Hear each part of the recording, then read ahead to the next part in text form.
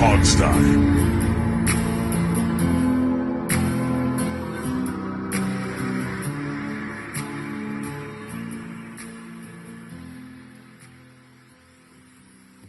Hello and good morning to you out there in Washington Commanders land. No, that does not ring. Nothing rings with Commanders, guys. We're just going to pretend it's morning. Yeah. Well, when are people going to listen to this? Whenever. It's a podcast, Alex. They can listen whenever they want. I think most people listen either on their commute home or back, right? Like that's when I listen to podcasts. I don't know about you guys. Yeah, I listen to do the same. Yeah. I just found it a little fascinating that you said good morning and it's like 9:00 at night here. All right, fine. Good morrow, good evening, whatever. How about hello? How about hello. that? Let's start with hello. All right. Hello, everybody. Or just simply a good day. Yeah. Good day to you. Good day, all. Yes. We're here to talk about American football. Yes. Football. Here we come with our first episode of the new season.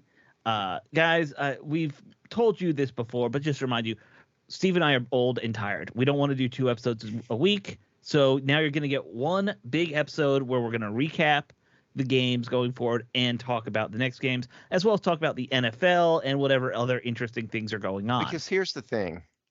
Our fake job became a fake job. Yep. It really did. And I think you guys will be able to give you more about the team in a better way in this format because Sure. I think our 1 hour long shows once a week that we do in the off season are better than our game recaps anyway. I have more fun with them. So, yes. Yeah, and you know what? This is better. You don't pay for this. So yeah, that's also true. So if you Yeah. don't like it, I don't really care because you're not paying us. We're doing this for us, not for you. And I'll be completely honest. When it came to listening to the Hogstye, anyways, I've always liked the preview shows at the end, And not their game further part of the recaps, week, right? as opposed to the recap. Because how often do we ever win Sure. to that's the enjoy a other thing. recap show? That's the other, and we used to have a really big audience for this, and it shrunk dramatically, and it's not because of us, Right. And That's what and we it's- keep telling ourselves anyway. Well, look, I mean, when there's 20,000 people that go to the games, Right. In a 100,000 seat stadium. when that we was at one started point. this, Yeah. the games were sold out. Remember? Yeah, I know. And where we are now, I'm not even a fan of the team, and I'm still doing this for God's sakes. You just like to talk to people. I could just like to babble into a microphone. Yeah. Yeah. By the way, Which is weird for an introvert, but please when I went to my barber to get a haircut over the weekend, my barber, she doesn't care, but like one of her assistants is now all into the shows, and he loves our show, he loves IJB, he loves Rick's show, and All right. she didn't say a word to me during the whole haircut. He just wanted to ask me all these questions about you guys. Did he ask how strange I am? What a jerk he is? Questions like that. he picks up on the strange. Well, he didn't need to ask. He picked up on it. All right. Well, we should get into the show. We have a lot to talk about. It's been 10 days because next time. Tell him to leave a comment somewhere if he listens. Okay, that's a good thought. When I go for a haircut in a month, I'll mention that. I realize I don't remember two last guys time I went to a bald, barber. So yeah. Steve still gets haircuts though. I do. Yeah. She cut it way too short consistently. Yeah. Especially on the top. Hey now. Yeah. All right. We should talk. We haven't talked in 10 days, I think it's been since we took last a did mini show. break. Yeah, we took a mini break. And something terrible happened during that mini break. Brian Robinson, the guy who I think we all kind of thought was going to become the starting running back, goes to Ben Chili Bowl in D.C. He's on Ben's After Hours, whatever the second location's called by me. And 2 guys try to rob him of his Hellcat, and he gets shot in the leg. 2 friggin' idiots shoot our star running back. And luckily he's fine. Thank goodness he's okay. Yeah, so first of all, he should be. From a criminal perspective, I can dream up a whole bunch of charges. Attempted murder, number 1. Sure. Armed robbery. Right. Attempted carjacking, car theft, carjacking. I would say probably battery. general public endangerment, just shooting bullets into the air. Yeah, that's minor though. That's I'm minor. just adding things in. Yeah, there's a whole bunch of things, but they got to find the guys, first. Yeah. Now there's going to be film There is anymore in today's world, video, there's yes. there's video everywhere. So whether or not somebody gives them up is another story. They could be in northern Idaho for all we know by now. Well, so here's what I know as just a local boy who, paid attention to all this stuff. I've seen the video because I follow the DCPD on, social media, and they put out the video.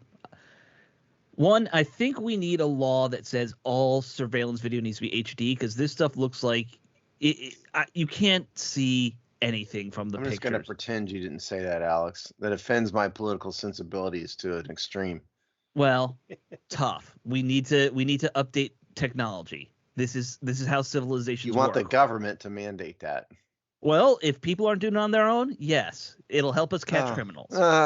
Remember, don't ever vote for things that Alex Zeese wants. That's my advice. Well, so that's one. It looks like it's shot on not even a VHS tape. Like there were these cameras that used tape recorder tapes for a while. It looks like it was shot on that. So Steve doesn't even know what I'm talking about. No, I really don't. Yeah, it was a bit of technology that existed. It was wild. You talking about the one where it looks like it's like there's 9mm rolls? No. That's not Umatic. That's what I started out on. I'm talking about. Do you remember cassette tapes in your car? Yes. Yeah. Yeah, there was a video camera made. I think it was made for kids. It's shot on that. Oh yes, I know what you're talking about now. Yes. So low def, it was ridiculous. So, but let's get back to something. Okay. Yeah. All right. So serious. Robinson was shot. They dumped the car in PG County, their getaway car, and it was probably stolen anyway. So all likelihood is these are two guys who are kids. You can't really tell, but they look very young in the images that came out, that are stealing cars and selling them to, chop shops or whatever. And came across the wrong person, basically. Yeah. Well, any person's the wrong person for what they're doing. I know, but especially in this case. Right. Well, because he apparently grabbed the gun and pulled it away from the first guy. That's what I'm saying. You come across an NFL running back who, number one, fought back, and number two, is a public figure who happens to be well liked and respected, and is also ridiculously strong. And I didn't know this. I learned he might have been doing some training with SEAL Team 6 at one point in Alabama. No. That was a rumor. No, he wasn't. No. Okay, so that's just a made up rumor, you think? Well, if you said SEAL Team 6 in Alabama, I'd say no, he isn't. Okay. I just saw that on social media that he was training with some Navy SEALs. Well, that's a different story. That might be the case. Well, no, they said SEAL Team 6. Well, no. Yeah, okay. Don't forget where I was stationed, Alex. I know. And he was probably just training with some, probably reservist camp. There's a lot of, there's a lot of SF types and SEALs and who have these training gigs, and they'll say, come train like a Green Beret. And so that's probably what he was doing. Sure. Certainly not active duty, folks. Regardless, he's also just 100% muscle. Even if that's what I'm saying. They came across the wrong guy. Yeah. Again, though, bullet, I think it went through his leg. Is what it sounded like. So it went right through his knee. Miraculously, didn't hit anything that didn't hit cartilage, bone, or anything. Which is I don't know how that's possible. Like the higher power of his choosing was looking out for him that day. Yeah. Because I'm looking at my knee right now, and there's not a lot of through area that you can get in the general knees. Fat. Yeah. Well, I have good legs. It's all muscle down there. It's upper body's all fat. Alex, I have good legs. So thankfully he's healthy, or he'll be back. It sounds like. Doesn't sound like there's going to be any long-term issues. Because other than almost, he could have died. But putting that aside, he also could have lost his entire career. His knee could have been destroyed. I mean, he's really, really lucky. Yes, he's incredibly lucky. And was it he was just shot once or twice? No, it was twice. Yeah, twice. Okay. And of course, when the news came out that he was in stable condition, right away, everyone went right back to Sean Taylor. Of course. Because the first initial reports were what? Sean he's in was stable condition and he's doing well. And the next thing you know, like 6 hours later? Yeah. The weird thing about that one, though, social media wasn't a thing yet. I mean, Facebook was around, Twitter was around, but nobody used it for I mean, real-time also Sean updating was it. shot in the chest, not in the leg. No, he was shot in the also. leg. No, he was I shot thought in he the was- leg. Yeah, was it he? hit the artery in his leg. Oh, Yeah. you're right. That's right. Yeah. I'm mistaken. Yeah. Yeah, Look, and at if first, these guys get caught, I will hold my nose and get a hold of the DC criminal file. There's nothing for me to do until that happens. So here's my thing. I know how DC police work. They ain't getting caught. I've given the cop. I had something stolen off my porch a while ago. I gave the cops video of the guy's face, and close up of his face because he was at my porch camera.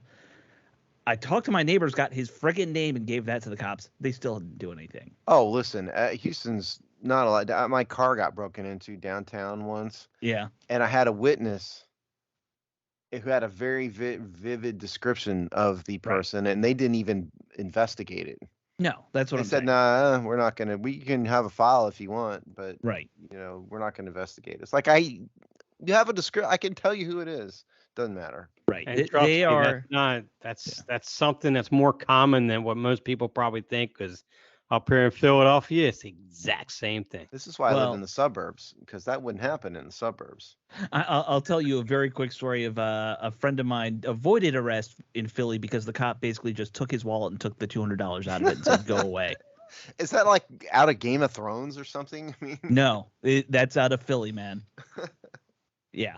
Name won't aside, go into it's a further terrible, details. horrible place. Yes, And by the way, we're in the House of Dragons now, not Game of Thrones anymore. that's true. So Alex and I broke I think before you came on the show, Dave, we were talking about this on the air, right? And I said I would.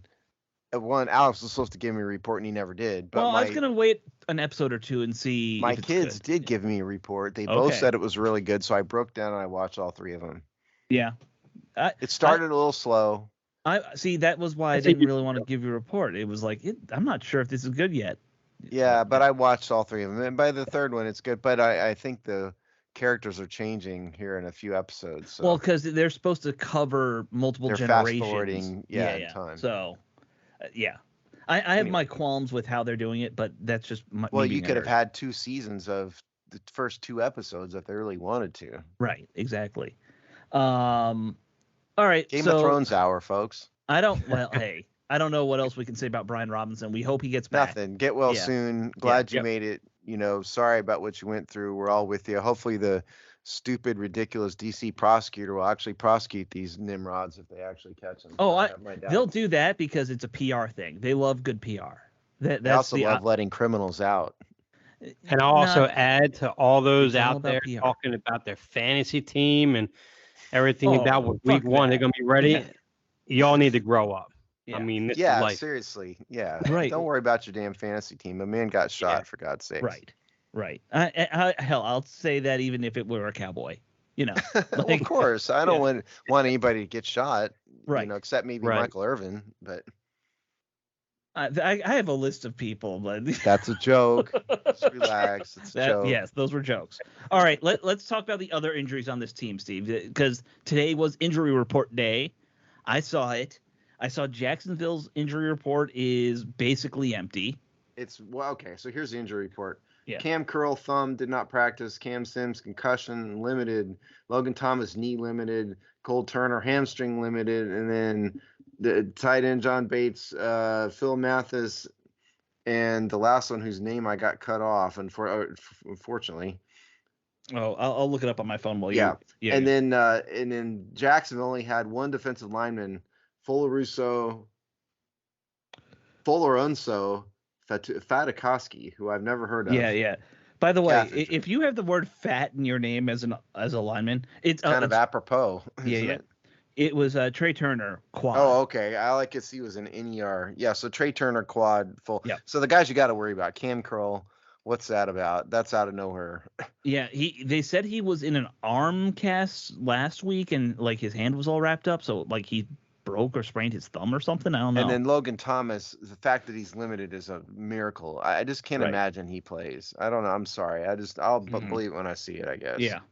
Yeah, I find it hard to believe myself. And the other thing, I guess, injury-wise, we got to deal with, though, I'd say we got to address, and I didn't mention this before, is somebody in our comment section today posted the rumor that Chase Young has re-injured his knee. Oh, that rumor got debunked, Steve. Oh, yes. did it? Yeah. It looked like he was limping. He was limping at the Ohio State game. Yeah, but so the rumor was that he was practicing with Von Miller, right? He was at his camp, at his Von Miller. And I forget what he calls he wasn't even there. Oh, okay, no, it wasn't. Good, but he still didn't look all that great at the Ohio State game. Yeah. Look good. I'm glad that was debunked. Yes, that was debunked very quickly by J.P. Finley. And Nikki Javala, too. Yeah, I saw. Once one of them put it out, they all started putting it out. Then they just go, per J.P. Finley. Yeah, exactly. Please read my tweet. Right. Hey, I'm not gonna knock it. We do it all the time. Maybe not to J.P. Finley. We look for somebody else sometimes, but yeah, I usually try to avoid him. Yeah. So hey, quick audible. One thing we didn't put on the sheet that we should mention. Bruce Allen had a 9-hour interview with Congress today. Steve hates all the Congress stuff. I am convinced that sometime tomorrow, Thursday, or maybe Friday, you're going to get a leak because they want to, knock the team just before the season starts. So he was testifying before Congress, or was it a closed-door deposition? Well, I think it was a closed-door deposition. Okay, so 9 hours isn't all that unusual, okay? I've done many 9-hour depositions. And especially if you're talking about Congress, if it's attorneys doing the deposition, that's one thing. But if it's a bunch of congressmen expounding and bloviating, it might not be as much testimony as you might think. Mm. But and in terms of leaks, I mean, Dan Snyder's depo didn't leak at all. I did look for that, and there was not one word about it. And they've had time enough. Well, they've also had time to prepare the transcript by now, and it still didn't come out. So I don't know if we are going to hear about whatever Bruce Allen did, whatever it was. It's actually kind of telling that Dan Snyder's didn't get leaked yet, unless they were holding it close until they got to Bruce Allen. So they it's a pretty big breach of security to leak a congressional deposition, right. Right. Because the other ones, don't forget, Dave, they put those out intentionally. They were released. Right. The ones I read a couple months ago were all released by that committee. Right. And no, that comes with my standard disclaimer. This whole committee's stupid and shouldn't be happening. But yes. Yeah. So I thought I'd at least mention it that, there were many Coors Light jokes.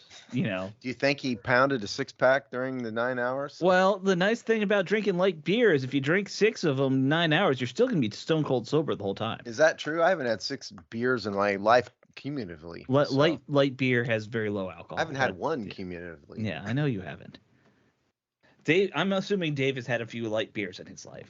Yeah, I'm not a huge fan. No. Except for about the only light beer I like is a Yuengling light lager. Sure. That's about it. Outside of that, Yuengling, oldest beer in America. That's a brand? Yeah. Yeah. That sounds like a snobby bougie brand, Dave. What are you doing? No, that's an old school lager brand. That's like out of old Pittsburgh, school working man. Middle Pennsylvania, but close to Pittsburgh. Yeah. Okay, I thought I knew you, man. I was like, bougie beer. What? Those are. That's definitely not bougie beer. That's definitely a name brand beer. Okay. Yeah. Steve, when I was living in Philly, you could get them for 50 cents each. Okay, well that's better than I respect. I wouldn't do it myself, but I respect. I called it South Philly Swills, what I like to call it, because I could drink about 30 of those in college. It was not healthy. Now I wonder if you were anywhere near. I forget the name of the bar that was up there. My brother he was there for Thomas Jefferson. They had a bar where you bring in any size pitcher you want, and you filled it for, I believe, 50 cents. No. I was not by any bar that did that. That doesn't seem was like very back healthy. In like the late 80s, though, when that was. Or financially viable. What? Well, giving someone an entire pitcher of beer for 50 cents is, one, not healthy for the person with said pitcher, and two, I don't know how they can afford that and make money. Beer is pretty cheap. It's not 50 cents a pitcher cheap. He's talking about the 80s. Yeah, I'm talking about the late 80s. Oh, okay. Yeah. I was not in college in the late 80s. That's still not a big profit margin. Yeah, but you were still in the Philadelphia area. I was curious, maybe it might have still seen something like that. I never saw anything like that. I went to college in 2001, man. So it's a pretty different. That's a pretty big gap. That's true. Yeah. All right. Why don't we keep on chugging along with some of our topics here. Dave, you brought one to the table that I thought was an interesting one. I know I saw it a little bit on social media as well. How many wins does Ron Rivera need to keep his job? Yeah, or how bad does this thing have to go for him to get fired is probably the better way to put it, right? Because I would put Ron Rivera in the his job is secure side. Maybe not for success, but for other reasons pertaining to what this team is going through.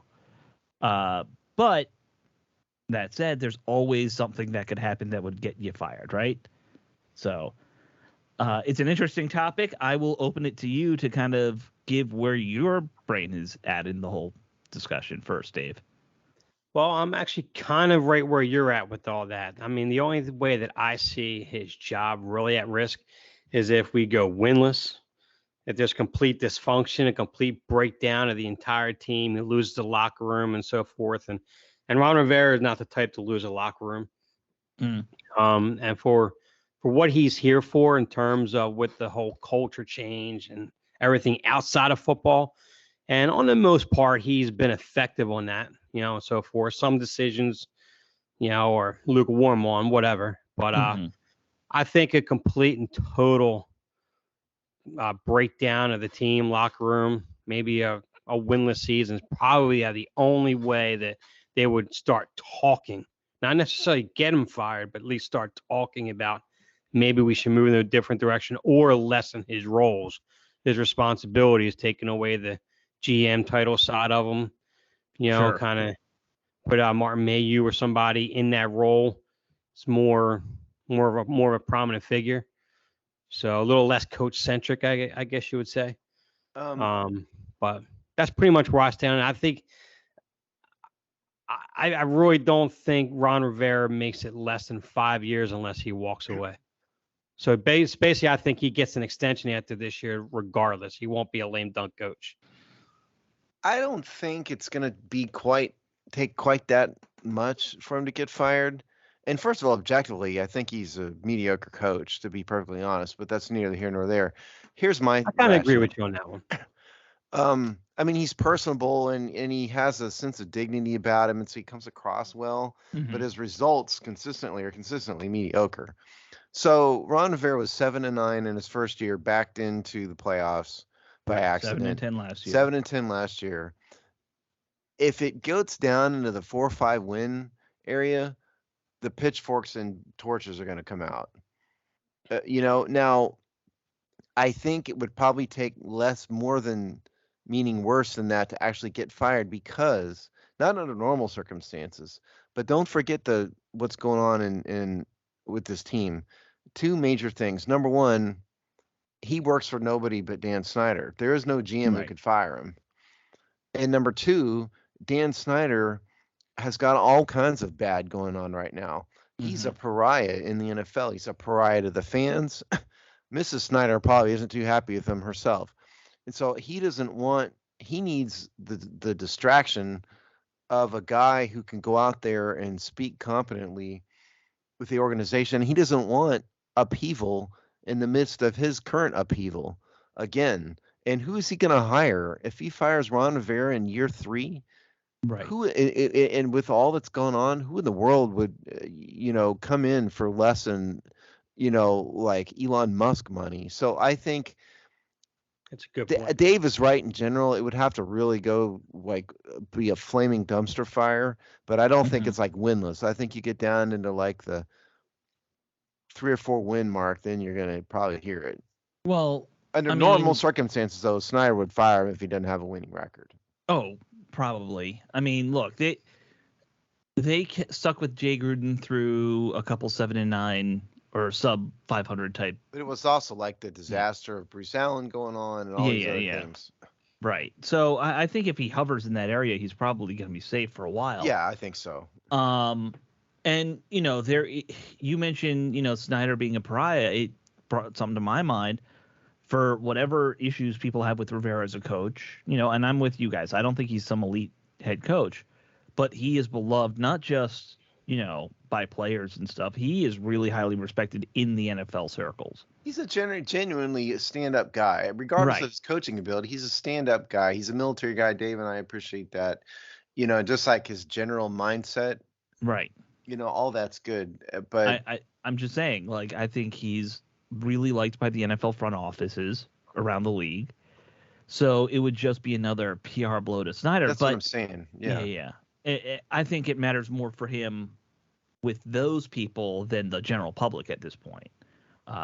Because those are the people who are basically keeping him in his ownership circle. Yeah. And the other thing is, let's be honest about who the fans of this team are.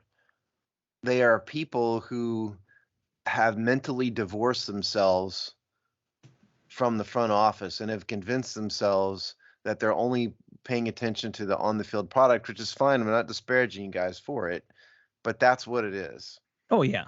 That is what it is. And so to them, Dan Snyder could run over a little kid with his Lamborghini, and that's a horrible, awful thing, but that's not going to stop him from being a fan of the right, because they still hate Dan Snyder regardless. Yeah, so there's nothing Dan can do to make the fans hate him more. What it really is upheaval from a league perspective. Right. And you hit the nail on the head on that one with the fans. Yeah. And you hit the nail on the head with the fans on that one because I'm one of them. I've separated myself from the owner and the team to move forward. Right. And but I've gone a little further because I look at this as an expansion team. I don't really carry it forward. The Redskins are retired. They're gone. They're done. But yeah, and if it got bad enough, especially defensively, the one sacrificial lamb that's right out there ready to be plucked would be Jack Del Rio anyways. So, and that's right. I think because the people around him have to go first before it gets to Rivera. And again, because there's no GM out there, he is the GM in all practical reality. So Marty Herney and Martin Mayhew can't fire him. They work for him. Right. And there's so many other little things that would be involved. Dave, you mentioned losing the locker room. To me, that's always a huge thing with coaches. If a coach keeps the locker room, I'm willing to stick with him for a long time if I were in Dan's shoes, because I think that's probably the thing that matters the most for good coaching. And Washington has some stand-up players in their locker room. They do. John Allen is a stand-up leader type. Terry McLaurin is. And there's a couple others in there too. And there's not a lot of just total train wrecks. There's not like a Pac-Man Jones. For all the PR nonsense about Carson Wentz, it doesn't seem like he's not that way. No, he may not be a Pro Bowl quarterback or whatever. We'll see, but he's not just this horrible leader and all of that. Right. That's crazy. Yeah, he got some weird rap from Jim Irsay about that. Maybe it didn't go well in Indianapolis, but I mean, and Dave knows more about it than I do. You've paid a lot of attention to it, but I mean, he hasn't exhibited any of that. No. In DC. The one keynote I even mentioned today when I was on Twitter was the fact that the one thing you still do not hear is that the majority of the player or teammates that he had, hardly any of them have even still come out to talk about how much of a quote unquote cancer of a locker room he was. And now, granted, there were some aspects of him, whether it be his religious beliefs or maybe how he tried to avoid a lot of conflicts and so forth. He had a lot of conflict avoidance, they would call that, which isn't something that you want a leader to be.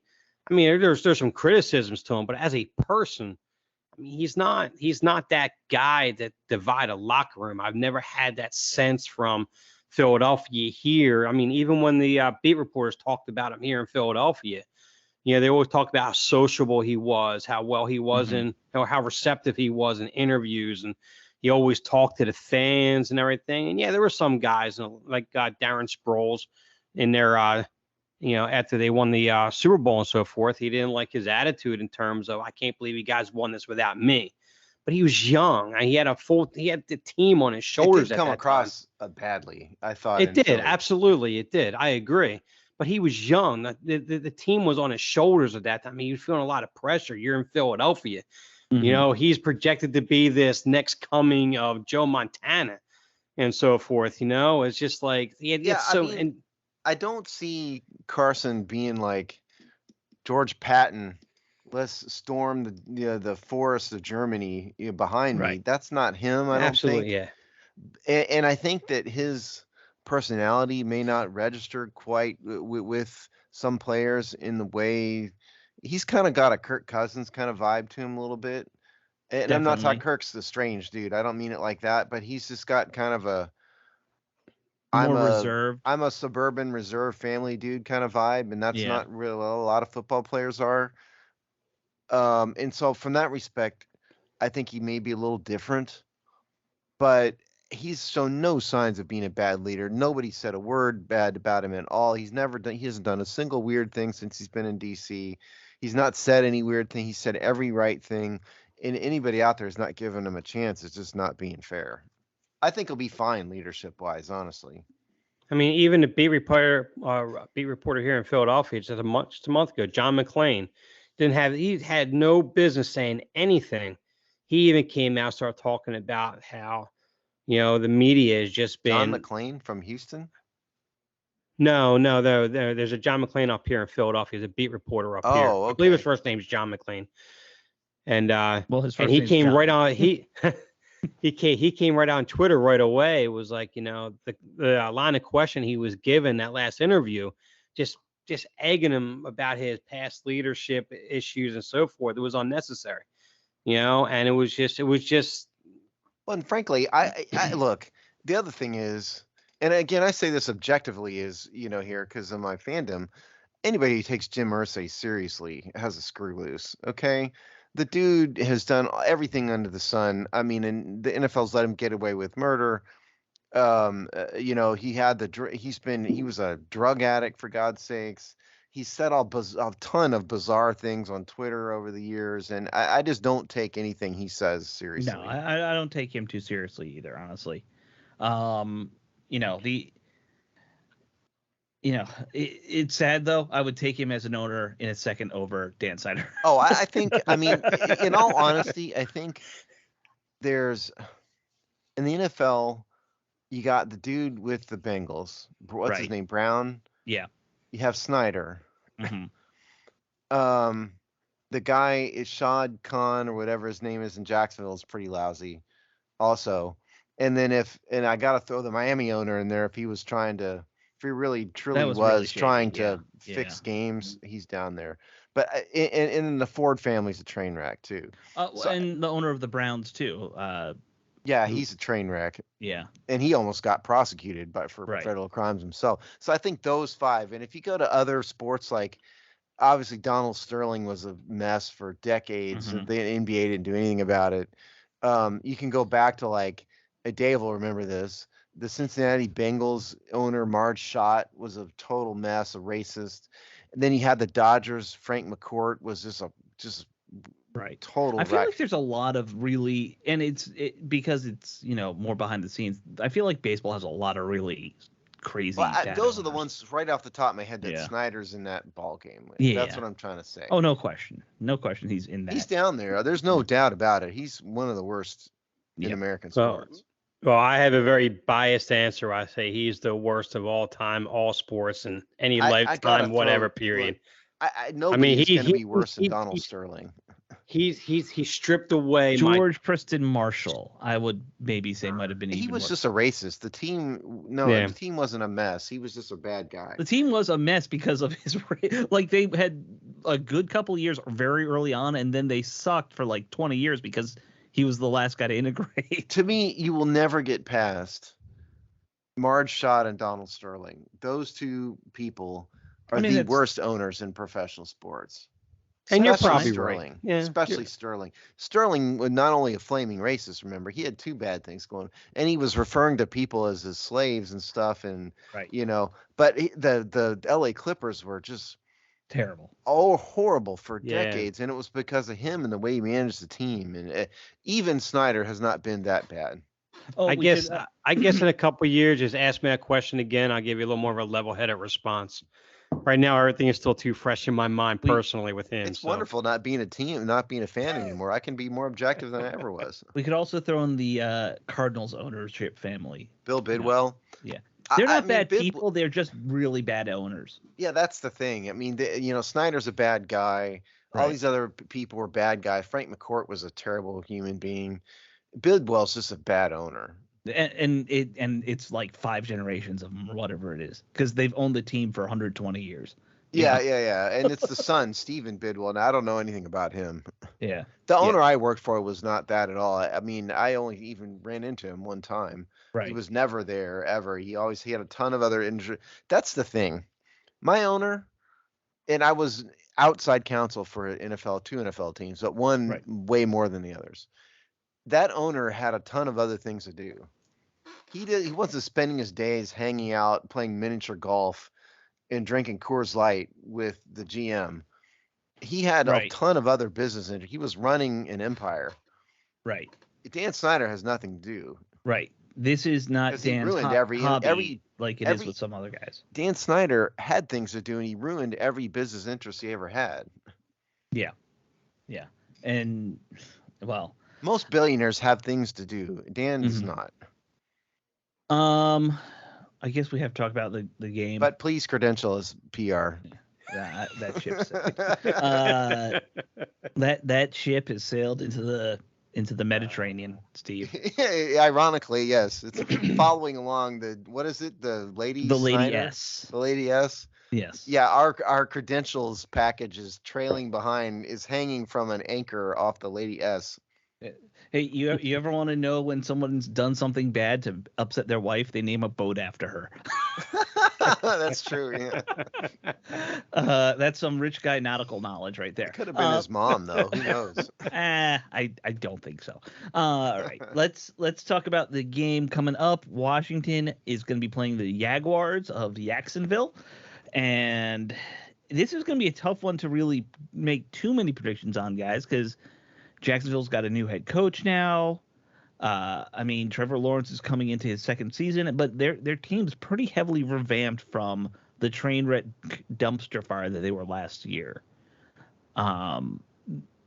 So I don't know if it's an easy one to really just say win or loss. That's going to be the hardest thing to do for this one. Well, I want to start with their offense, okay? Sure, we can do that. Let's do this the way we like to do it. Yes, Trevor Lawrence was a huge disappointment last year, no doubt. But don't forget, they had the train wreck of all train wrecks at head coach. Yeah. Urban Meyer was just a disaster. He was gone in half a season or something. Yes. Out the door very quickly. Yeah. Lawrence had no help in terms of what was around him except, which is where I'm going with this, a running game. Mm-hmm. James Robinson is a pretty darn good running back. Gotta say, he averaged 4.7 yards per carry last year and 164 carries. Mm-hmm. Pretty darn good running back. I think, to me, that is the key for Washington's defense. I don't think Trevor Lawrence, he may get better, but I don't think we're going to see the man turn into Joe Montana overnight. I think it's going to take him time. I think, especially against Washington, Jacksonville knows that they're facing a weak opponent. Knows that they don't need to be the Super Bowl champs to beat Washington. I think you're going to see a conservative game plan from them, heavily focus on the run game, and allow Trevor Lawrence to get comfortable in what is, by NFL standards, a fairly comfortable environment. Yeah. So look, I mean, I think we all know the classic rookies: Peyton Manning, it wasn't John Elway. Who's the Troy Aikman? They all struggled their rookie years, right? And then they go on to. You could kind of tell that those guys kind of had it, and I couldn't see that out of Trevor Lawrence last year.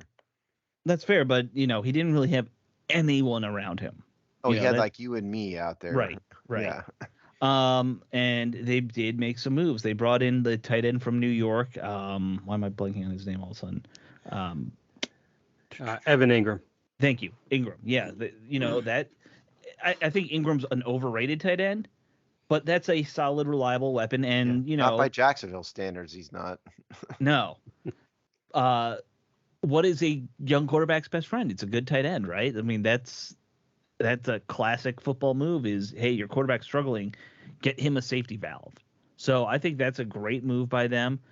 Like you said, they have a solid running game. They've beefed up their line. Obviously, we're gonna have to see Brandon Scherf again here. So that's gonna be a tougher order. for Washington to deal with. I assume you're right though that they'll lean on the running game.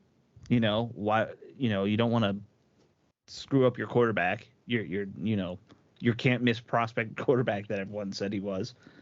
Oh, Christian Kirk they brought in too. I forgot about that. Yeah, I forgot to mention him. I mean, solid, Yeah. solid receiver. I mean, so those are a couple of good moves they made. Not world beaters, but you gave him some solid upgraded weapons this year. Tell us we're wrong, Dave. Now, I will say this. For as much as I do like James Robinson, as he is a very good running back, he really is, he's still coming back from an Achilles tear.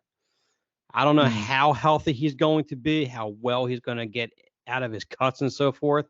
And for all I know, he could wind up being right back to his old form. Who knows? But I think the running back that's going to give them the biggest headaches is Travis Etienne in that passing game. I was just going to mention that, and he's coming back from an injury himself. He is, but all accounts from what I've seen or heard, he's as healthy as he's ever been right now coming into this game. And if he's out there against our linebackers or even against St. Juste as our slot, that could be a long day for our defense right there because, yeah, Evan Ingram, he is a good tight end. He's got solid hands. But the one thing that my Giants buddy will attest to, you give him a third down, a long situation, or a very easy pass down the seam, 9 times out of 10, he drops it. I never paid much attention to that until he told me that, and that's exactly what he does. He's not a vertical tight end. No, he's not. He's not at all. But their offensive line is much improved, and the one thing Lawrence has shown this preseason is now that he has time, he's able to go through his progressions and so forth. He does a good job in getting the ball out relatively quick. He's very good on the intermediate routes. And that right there alone is a bad mix for our defense because we can't cover anything intermediately, especially with our linebackers right now. So I think we'll do okay against the run, to be honest with you. It's just that passing game, Etienne coming out of the backfield, and we have no one to cover Evan Ingram at all. Yeah. Well, and I would add to this that James Robinson wasn't even on the Jaguars injury report. So he's going to play, and Doug Peterson said he's going to play. So it really comes down to what Dave said, which is, is he back, or is he not back? We'll see. Are you guys saying you don't trust If I can add one more thing now. If I can add just one more thing now. The one thing with Doug Peterson offensively, the one thing that I've grown accustomed to in terms of listening to complaints about Philly fans up here, and what I've noticed is that his game planning, his scripting of plays are decent, a little frustrating, but when it comes through game adjustments and comes to play calling within the game, especially going into the second half, he always seems to be unprepared. The team seems to come out of the locker room unprepared. It was always frustrating for Philadelphia fans up here. That's why they were so happy to get rid of him. Because every one of them will tell you Frank Reich was the reason why they won that Super Bowl. It was not Doug Peterson. And when Doug Peterson and when Frank Reich was gone, you saw that. It was a lot more, it was just a lot more frustrations from Philly fans that final year that he was there, and you saw that especially with Wentz. So, yeah, I don't have no reason to doubt you, and I would argue that may be the reason he ended up in Jacksonville as opposed to a better team. Is exactly what you're saying. Well, and in terms of was he anywhere last year? I don't even remember if he wasn't coaching last year, right? I don't think so. Yeah, I don't believe so. And in terms of the tight ends, Evan Ingram and whatnot, obviously you guys are right. I mean, this team has no linebackers, basically. Right. Look, it's a big year. I said this in my written piece that was published on Wednesday, my defensive roster review. It's a big year for Jamin Davis. Yeah. He was a bust last year. He was a bust. He was a bust from day one. The team made a huge mistake in even trying to play him at middle linebacker. Was obvious from his college film. He's not a middle linebacker. No. Now, I would just say that if your savior is John Bostic, perhaps you need a new savior. Can we get John Bostic as my savior shirts or something? Maybe. Look, you're the shirt guy, Alex. We used to try to sell shirts, so maybe it failed so miserably. I've given up. That's because we never even tried to sell them. Yes, that's true. And it was basically Alex entertaining himself. Yeah, you just gave them away to fans who would write in or whatever. That was all we ever did with them. Yeah. Yeah, you were. That's right. And we could even get those for free. We had to buy those, Dave. But anyway, point is, linebackers very tough. And I don't know if Bostic's even going to play. I guess he is. He's not on the injury report. But he was coming back from an injury himself. He had a torn pectoral, I think it was. Yeah. And let's be honest, John Bostic was never a coverage guy. He's there for run stopping. So the only real hope they have in coverage is if Davis can do it. Other than that, and I don't know if he can. So it's just there's nobody to cover Evan Ingram. It's a serious, serious problem. Right. Yep. I mean, Cole Holcomb below average in coverage. Yes. Not terrible. We've seen terrible before. I hate to break it to Washington fans, but Cole Holcomb is a Jag. Yeah. He's an average NFL player. Yeah. And he's definitely outplayed his draft stock of the fifth round. Yeah, congratulations to him. He's made a career of the NFL, but let's not pretend that the guy is some great player. He's not. No. He's a C player, and that he's a legit starter, give him that. But is he going to be a game changer? No. No. I mean, he's the kind of guy that maybe has one or two big plays a year that make you happy. But it's fine. Hey, man, plenty of guys make a 10-year career doing that. All right, let's switch and talk about Washington's new offense versus this defense. Obviously, Jacksonville is built offensive heavy. You can name at least a handful of guys on offense. The defense, when I'm just scanning their roster, to me, it's a lot of unknowns. Oh, yeah. There's a lot of random dudes here whose names I've never even heard of. So I feel like we're going to get a bit of a shootout this week is what I'm saying, I guess. Well, they did have the number one pick on the overall pick in the draft, so don't forget that. Yeah, okay, fair. Look, the 2021 Jaguars defense was bad. It was kind of like Washington's, just for the record. Wasn't wholly unlike Washington's defense, to be fair. They were both pretty good against the run, horrible against the pass. Right. Allowed a lot of points to be scored. That's what we saw from them kind of last year. So Jacksonville was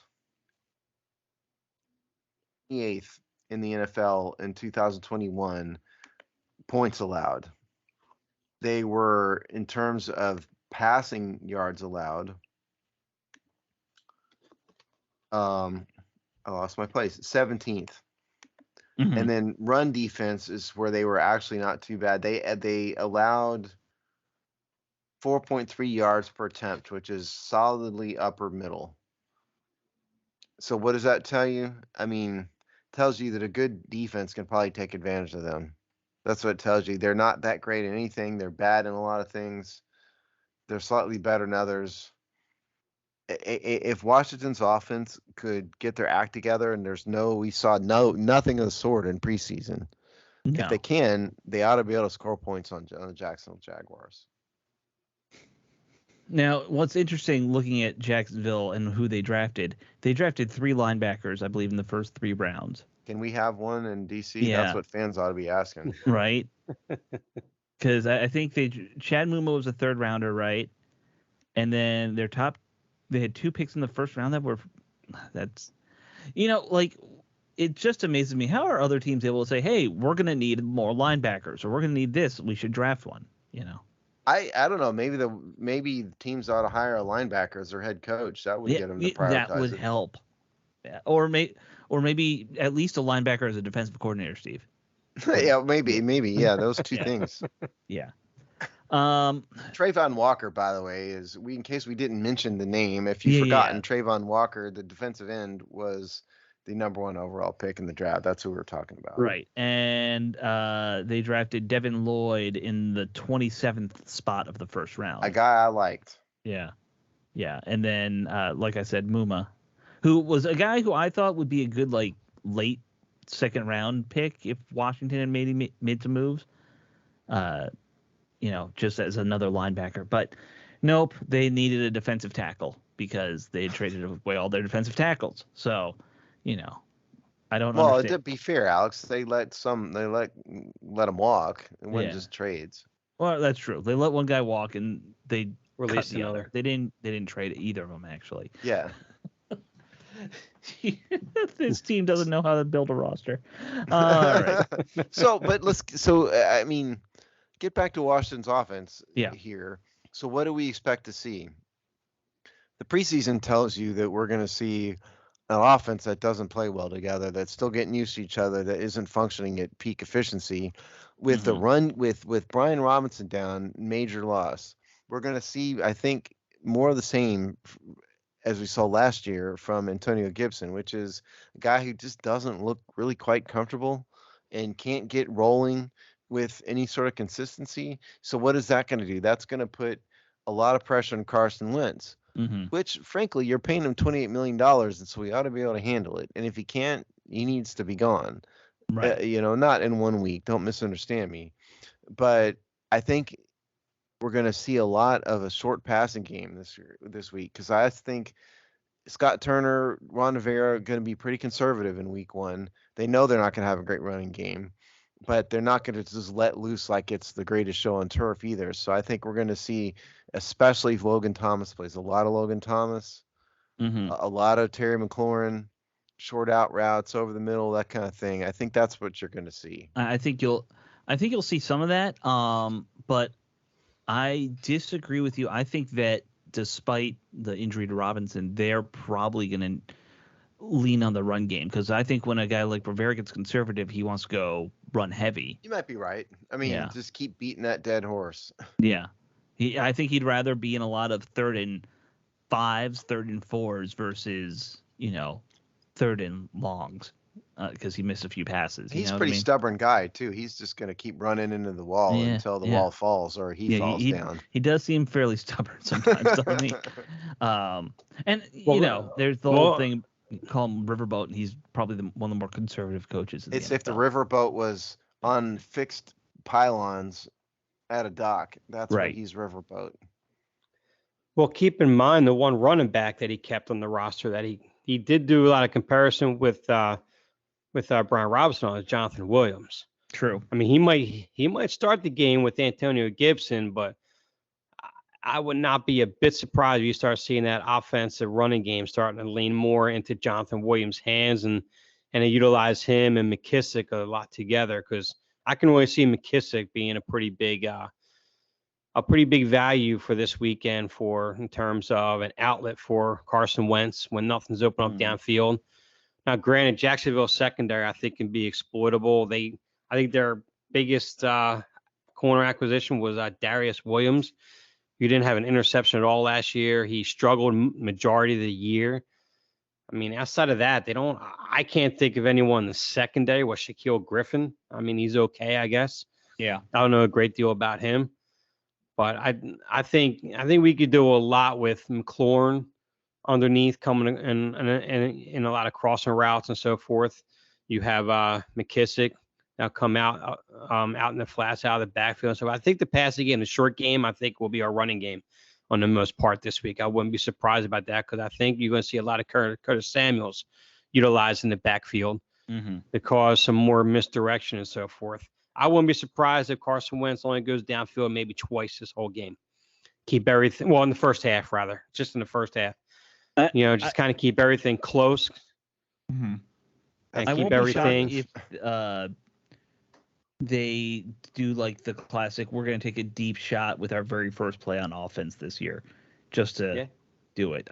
That seems very Scott Turner. I'm glad you brought up Jonathan Williams, because Jonathan Williams was a guy who impressed me in the preseason.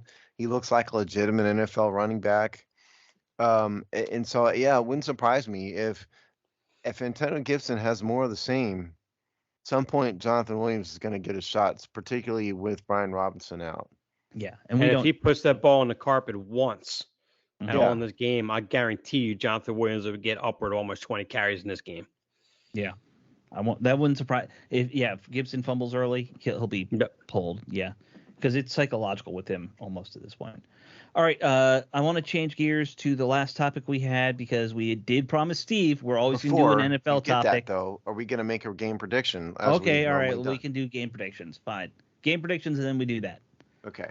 Oh, I guess I have to go first since I rudely interrupted and made you do it. I'm going to stick with what my prediction was when we did our season prediction, and I think Washington does win this game. I don't think they're going to look very good. I think it's going to be somewhere like a 17-13 type of game, but it's a home game. The Jags suck too, so I think Washington will win the game, but look bad doing it. Dave? I can see a 24-19 game. I think we're up by double digits in the halftime. Trevor Lawrence mounts a nice little too late of a comeback to bring it a little bit closer, but I think we end up winning 24-19. I see this one going Washington's way. I think it's going to be fairly high scoring. I'm thinking more like a 31-24 type thing because I don't think either of these defensives are going to be very good. So I think the offenses will be able to feast a little bit. My problem is I don't think the offenses are very good either. Well, I think that both offenses are better than both defenses. That might be true. Yeah. So I'm going to say it's a sloppy, high-scoring game. Washington comes out on top. So, all right, let's talk about your national story now that you wanted to do, Steve, because you wanted to. You have a little soapbox thing about the Tom Brady situation. Yeah. So Tom Brady missed, I think it was 11 or 12 straight days of training camp. Training camp for the Tampa Bay Buccaneers. Now, who does this guy think he is? Will somebody tell me? Tom Brady. Yeah, I know. Tom Brady's played, what is this, season 20? I think it's season 20. I think it might be 21. Yeah, it's a lot. Yeah. But regardless, you can't just, are you that elitist that you think it's okay to just totally disappear and not participate in mandatory team activities while you're getting ready to, by the way, try to be a Super Bowl contender again? Now, I'm sorry. Apparently, the rumor is he's having marital problems, whatever, and I'm sorry for that. Been there, done that, have the T-shirt. But at the end of the day, you have to man up, man. And I lost a lot of respect for Tom Brady because he just thought it was okay to just totally walk away on his team while they were preparing for a Super Bowl run. I really lost a lot of respect for him as a man and as a player for that. By the way, Brady was drafted in 2000, didn't play that rookie year, so 2001 was his first season. So okay, there you go. So he is 21, 22 years in the league. I think it's crazy that just retire. If you're thinking it's okay for you to take off during arguably the most important time of the team's prep, you should have just stayed retired. I'm sorry your little plot to go work with the Dolphins and become an owner/player didn't happen. That Mr. Everything for me didn't get his way there, and so now he has to go back to Tampa Bay. I'm sorry, but if you're not going to take it seriously, then don't do it. I mean, even Brett Favre didn't do this. I mean, at the end, Brett Favre just wouldn't sign until the beginning of the season. But, Brady is the quarterback. There's no doubt about it. I mean, the team needs him, and you just totally abdicated your responsibilities, Tommy, because of some personal thing. You're telling me you can't put that out of your mind? I don't get it. Yeah, I don't think this is per se going to justify what he did, but I'm pretty sure that at the end of last year, I think Giselle expected him to retire and move on because she's put a lot of her own career off to the side.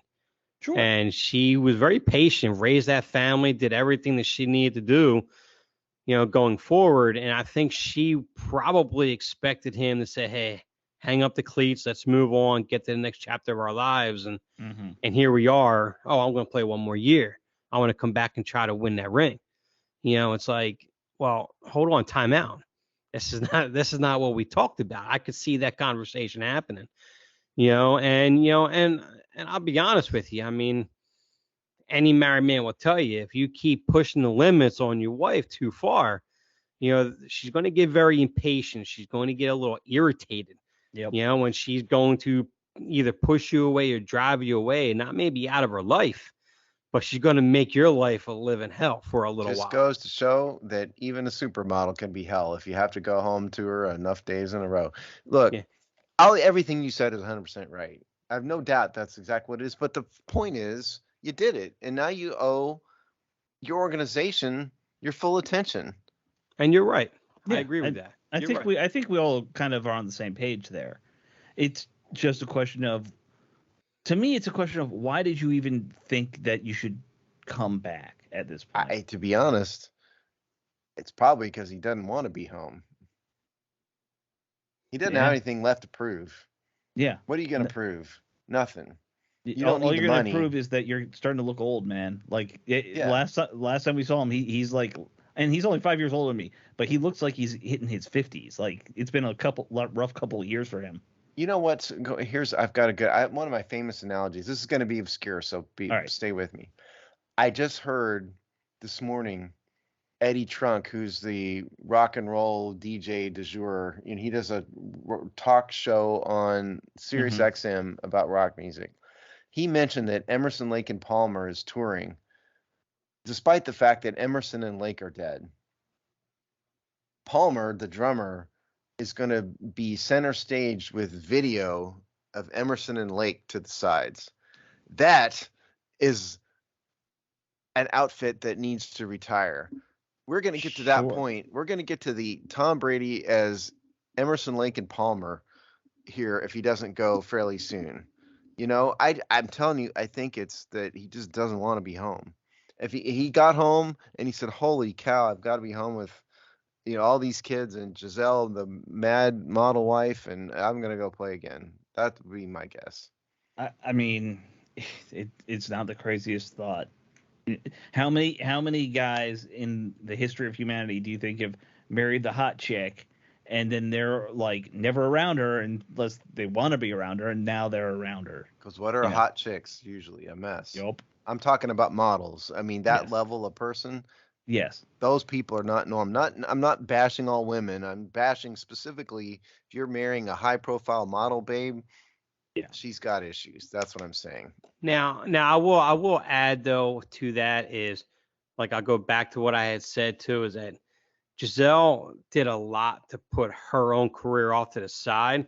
If she is in that state where she's mad or she's angry or upset, I'll be honest with you. This is one situation where she's 100% right. Sure. Because I mean, there's so much she could have done over the last 5-10 years that she just didn't do. And she followed him to Tampa Bay, to try to win another ring, show you could do it without Belichick, and you won that ring. That's great. You won the ring. Now go out in the pasture. Let me get my life back, and we'll do what we got to do. And he didn't do that. I'm still not even disagreeing with you. What I was saying was from his perspective, he's got to be around the crazy lady. That's what I'm saying. I said I get what you're saying. I mean, you're probably not wrong, but it's definitely an interesting dynamic there. Let's be honest. These are two people who are also alphas of their respective industries. And they probably have egos the size of Alaska. Yeah. Yep. There's a lot of ego there. There's a lot of, I'm sure it's very hard in a lot of ways for them to have to give in to one another ever, Oh, absolutely. They both have problems. I mean, I'm sure you don't. Yeah. Yeah. You can't become that successful at anything without going a little crazy. I think we all know successful people. They're all a little crazy in the end. I'm convinced that my musical hero Eddie Van Halen was somewhere on the autism scale, because the man did absolutely nothing but play guitar. As an example, and because my mom's a special ed teacher, I'm just gonna say I think a lot of people are. Oh yeah, absolutely. Yeah. We did not diagnose autism until like the 80s. So, like, I think there's a lot of people in our history that were clearly somewhere in there, you know. Yes. Anyway, it's crazy you mentioned Eddie Van Halen. Van Halen was my number one favorite band. And the day that he passed away at work, all I did all day long was listen to nothing but Van Halen day long. I have a new car now, but at the time, my older car had a CD player in it. My Van Halen greatest hits stayed in there for an entire year. I never changed it out. I listened to it every single. He was my musical hero, the man who made me want to play electric guitar. Still broken up about his passing. Oh yeah. And with that note. Yep. All right. We will talk to you all next week after the game. Well, no, not after the game. We will talk to you next Wednesday, and we will talk about the Jaguars game. We also preview Washington's second week game. We will record next Wednesday. You'll probably hear it Thursday, unless you're really, really weird and listen to it at like 12:01 or something. Or unless you're like spying on one of us in our house. Yeah. So we'll get you prepared for their first loss. Who do you think is going to win the Super Bowl? Let's get Super Bowl prediction. What do you think? Yeah, Super Bowl prediction. I'll start. I think we're going to have Kansas City from one end on the AFC, and NFC's kind of a mess to be, this year, to be fair. Oh, man. I guess I got to go Rams again. You think it's just okay? No, because the Kansas City way, it was Cincinnati last year. Oh yeah, right.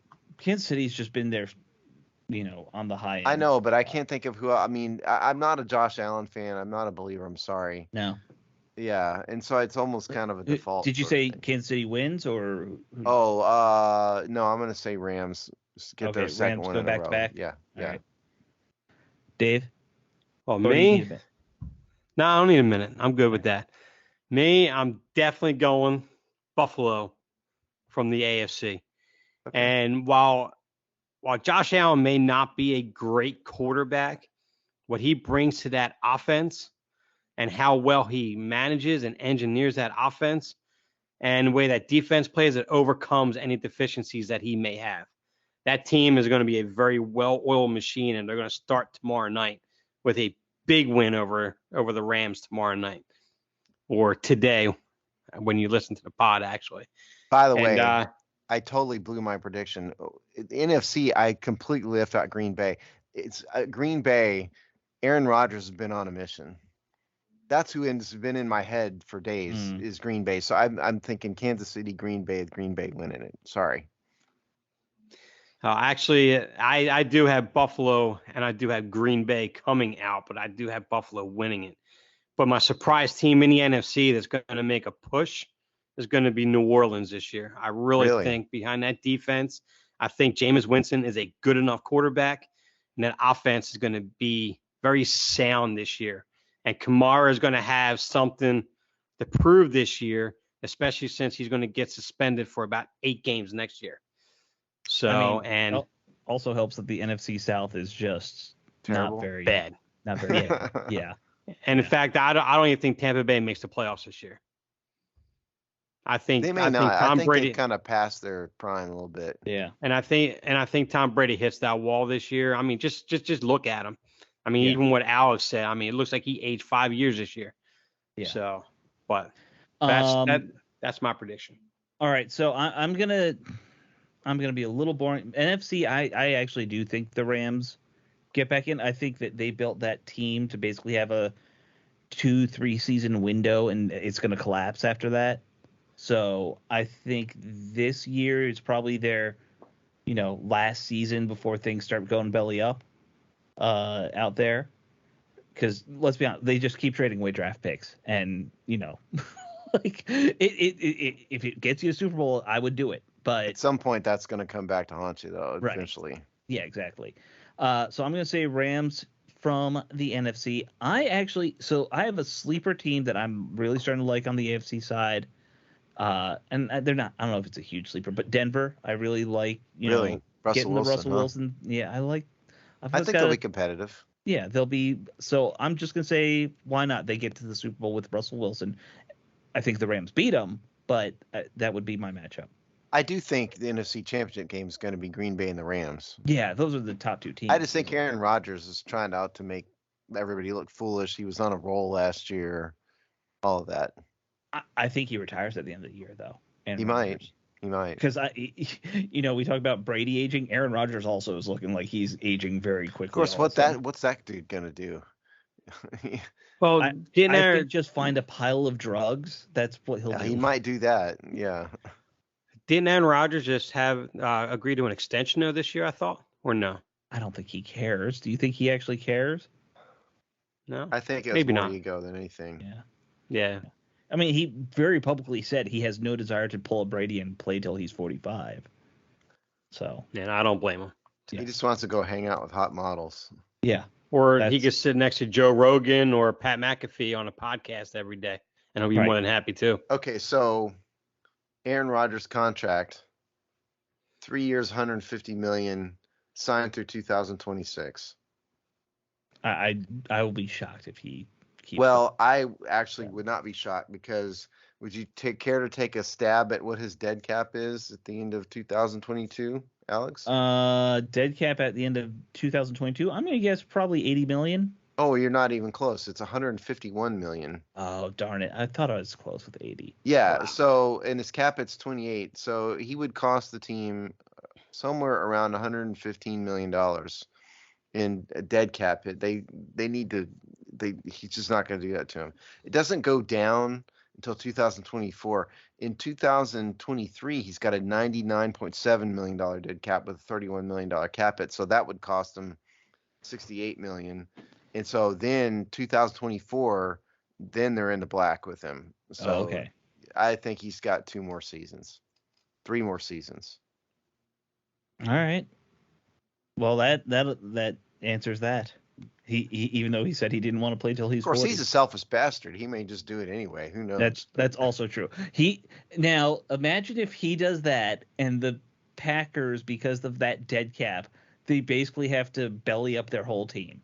Well, if he really wanted to go, I'd probably ask him to renegotiate that contract. He'd have first. To buy out or something. Yeah, something. Yeah. Now, if you retire as a player, does that affect how that cap hit is at all? No, it's the same. Are they able to prorate that out a little bit more, or is it still no? Okay. No. Technically not. Yeah.